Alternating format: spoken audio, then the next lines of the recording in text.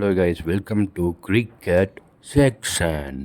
இன்றைக்கி என்ன பார்க்க போகிறோம்னா, கிரிக்கெட் கண்டென்ட்டில் ரோஹித் சர்மா ஏன் எல்எஸ்ஜி vs எம்ஐ மேட்ச்சில் விளாட்ல, அப்புறம் ஹர்திக் பாண்டியா கேப்டன் பண்ணார், அதெல்லாம் ஏன்னு நம்ம சொல்ல போகிறோம்.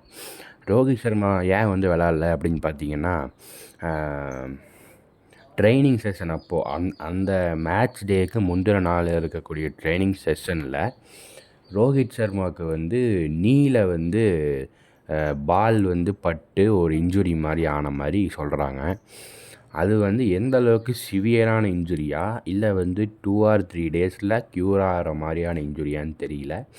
பட் ஆனால் அந்த ஒரு நீ இன்ஜுரினால தான் அவர் எல்எஸ்ஜி vs எம்ஐ நேற்று மேட்ச்சில் அவர் விளாடல அப்படின்னு ஹர்திக் பாண்டியா சொல்லியிருக்காரு. அதனால தான் ஹர்திக் பாண்டியாவை கேப்டனாக போட்டிருக்காங்க. கேப்டனாக போட்டது எந்த அளவுக்கு யூஸ்ஃபுல்னால், அவர் லாஸ்ட் பாலில் 6 அடிக்க போய் பால் பவுண்ட்ரி விட்டு தாண்டின மாதிரி அவர் நினச்சிட்டாரு. ஆனால் பார்த்திங்கன்னா பால் அவரோட கால்லையே திரும்ப அடித்ததுனால எம்ஐ தோற்றதான காரணம் அதுதான், ஹர்திக் பாண்டியாவோட captaincy. Okay guys, thank you.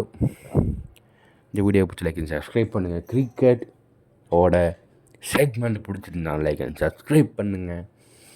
Next வீடியோவில் பார்க்குறேன். பாய்.